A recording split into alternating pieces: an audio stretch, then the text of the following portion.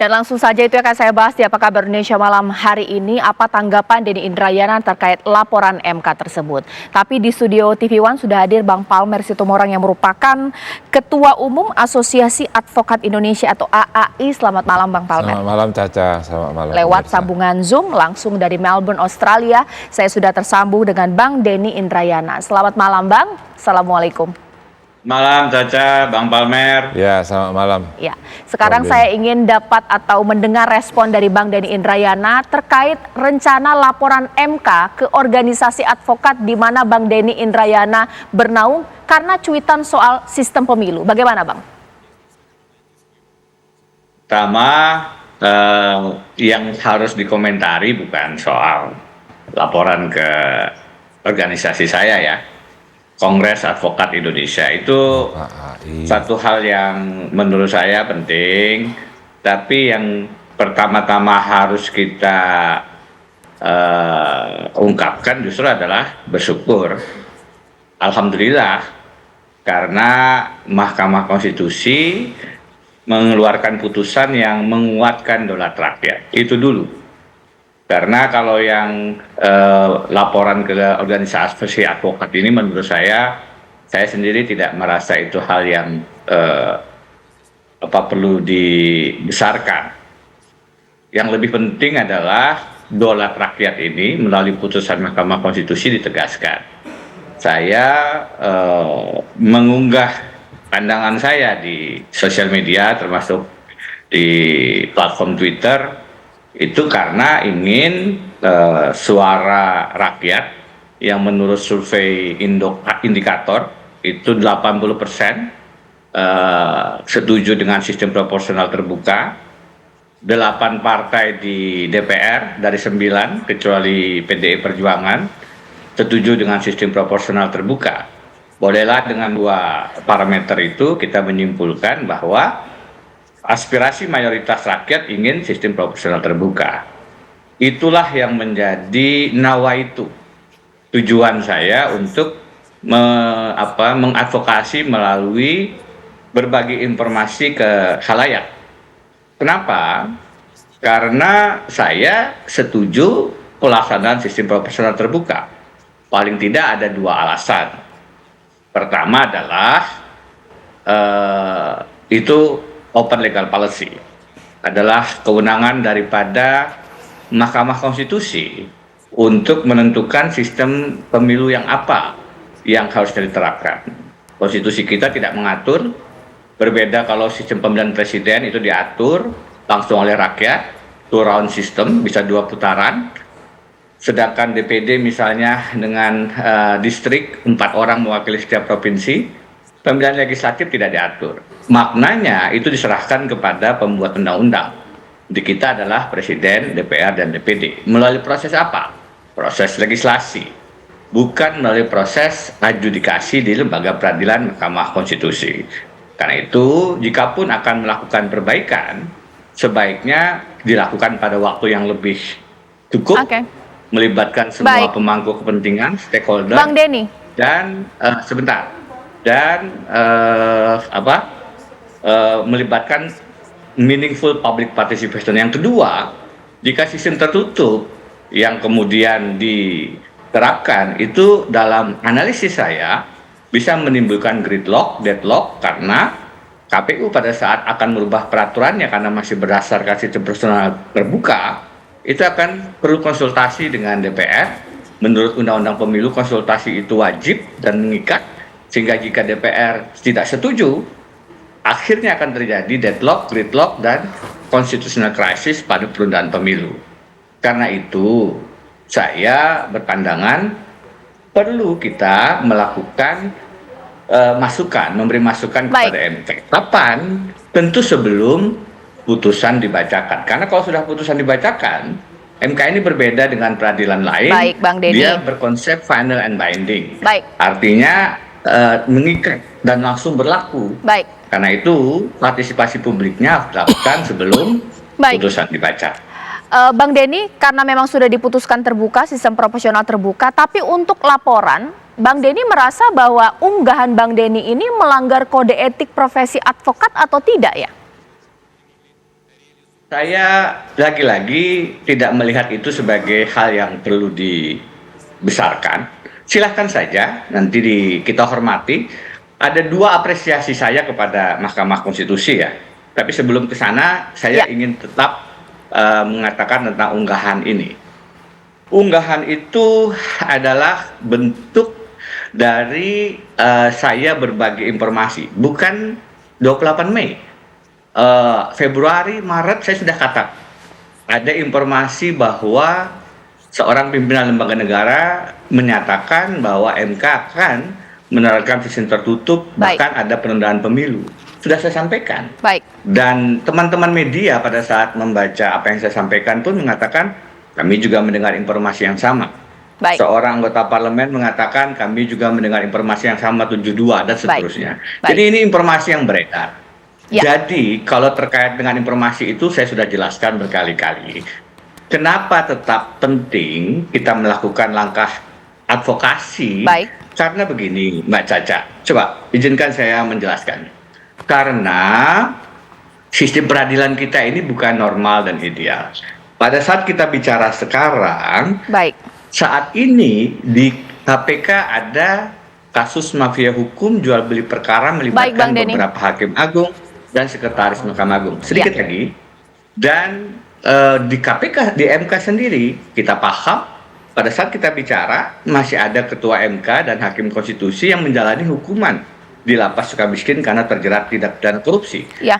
Dalam situasi semacam itu, ibarat kita minum obat tensi darah tinggi, kalau tidak turun-turun tensinya, maka dosisnya dinaikkan dari 5 gram ke 10 gram. Baik, Bang Denny. Itu sebabnya kontrol publik, 1 menit, kontrol publik perlu ditingkatkan kepada MK justru sebagai bentuk public participation.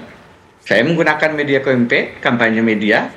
Saya menggunakan public campaign, kampanye publik, sebagai bentuk cinta kita agar Mahkamah Konstitusi dalam memutus perkara yang sangat strategis, sangat penting ini, menyangkut daulat rakyat, menyangkut sistem pemilu kita yang jujur, adil, dan demokratis.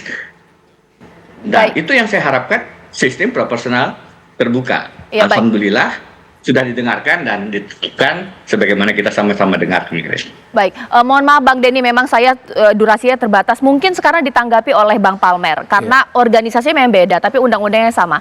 Ada yang dilanggar tidak sih dari unggahan Bang Denny? Iya, dari segi ucapan itu yang diutarakan oleh Prof Denny ini adalah tujuannya sih bagus, caranya melanggar etika advokat. Apa batas? Ini saya bacakan aja ketentuan pasal 6 bahwa advokat itu dilarang mengeluarkan pernyataan, bersikap, berperilaku yang sifatnya merendahkan. Saya bacakan aja supaya tidak salah ya. Bahwa bersikap, bertingkah laku, bertutur kata atau mengeluarkan pernyataan yang menunjukkan sikap tidak hormat pada hukum, ya, peraturan perundang-undangan atau pengadilan.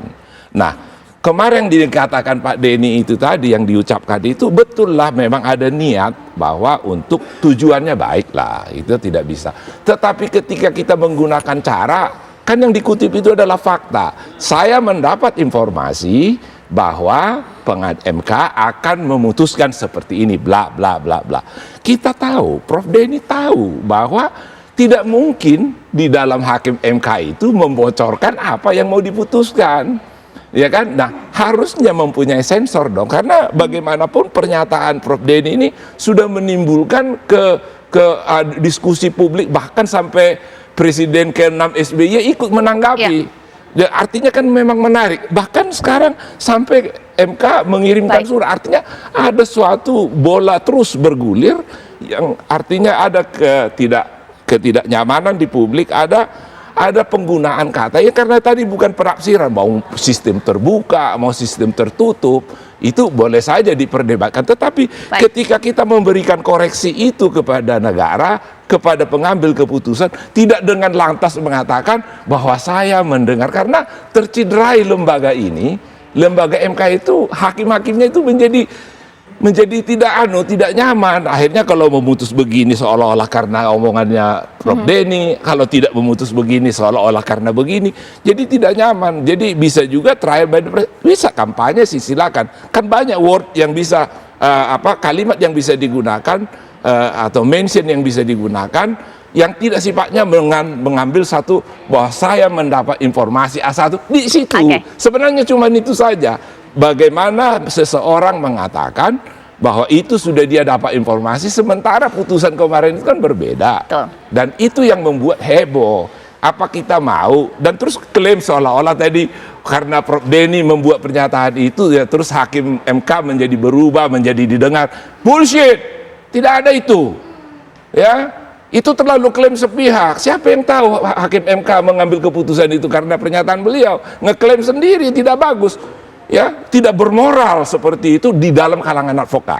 Kalangan advokat itu adalah officium nobile, dia harus menjaga betul. Karena itu diatur di undang-undang. Ini yang saya bacakan ini Undang-Undang Nomor 18 tahun 2003 loh. Bukan kode etik satu lembaga seperti KAI atau AAI atau yang disebut dengan Peradi. Menarik ya, Bang Denny harus memberikan tanggapan saat lagi di Apa Kabar Indonesia Malam. Bang Denny, boleh ditanggapi apa yang dikatakan oleh Bang Palmer tadi, ada 2 poinnya mengenai etik, bahkan mengenai hasil putusan MK, Bang Denny. Terima kasih Bang Palmer atas masukannya. Saya hormati apa pendapat beliau, meskipun jika boleh kita tidak menggunakan kata-kata yang secara etik juga barangkali problematik ya, menyebut titik-titik tadi menurut saya ya. Dan saya tidak ada klaim Bang. Jadi kalau tadi disampaikan bahwa saya mengklaim MK berubah karena pernyataan saya, bisa diputar lagi videonya, nanti ditonton lagi. Tidak demikian, justru saya merasa ini adalah bentuk bersama-sama advokasi publik. Rekan-rekan, apalah artinya satu cuitan Denny Indrayana kalau tidak kemudian diamplifikasi oleh rekan-rekan media, kemudian dijadikan perhatian oleh banyak orang, tidak akan ada pengaruhnya. Jadi sama sekali bukan karena saya. Yang ada 3 komentar saya, Mbak Caca, mohon diberi kesempatan. Pertama, sebenarnya organisasi saya kan Kongres Advokat Indonesia. Jadi suratnya nanti akan ke Kongres Advokat Indonesia yang akan memeriksa apakah melanggar etik atau tidak. Tentu bukan organisasi advokat yang lain, bukan IKADIN, bukan Pradi, bukan AAI. Jadi kalau boleh sesama organisasi advokat, mari kita saling menghargai, saling menghormati, berikan kesempatan kepada teman-teman KAI, Bang Palmer, untuk memeriksa ini secara, tentu mereka akan juga, teman-teman juga akan memeriksa secara independen, profesional.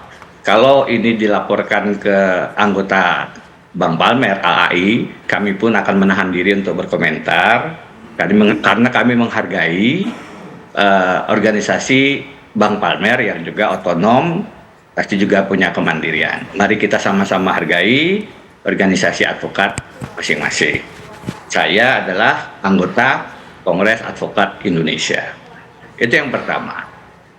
Yang kedua, tolong dibaca tweet saya, unggahan saya. Banyak yang memang membacanya dan mendengarnya dari media. Saya tidak, tadi dikatakan ada bocoran. Saya sengaja tidak menggunakan kata bocoran. Bukan mendapat bocoran, mendapat informasi. Karena memang saya katakan sumber saya bukan dari MK. Sumber saya bukan dari lingkungan Mahkamah Konstitusi. Informasi bisa dari mana saja. Yang kedua, saya katakan MK akan memutuskan. Memang saya menggunakan kata akan. Jadi kita orang hukum, Bang Palmer dan saya, hati-hati memilih kata. Karena itulah kita bekerja di bidang hukum. Saya bukan mengatakan MK telah memutuskan. MK akan memutuskan.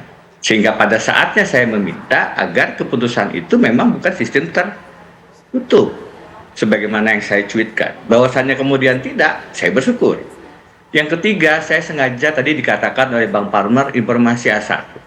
Pada saat mengetik itu Bang, sengaja saya tidak menggunakan istilah A1. Terlintas di pikiran saya, tapi tidak saya gunakan. Kita kalau menerapkan berpikirkan Bang, apa yang akan kita gunakan? Saya gunakan istilah sumber yang kredibel. Kenapa tidak A1? Karena itu artinya rahasia, intelijen.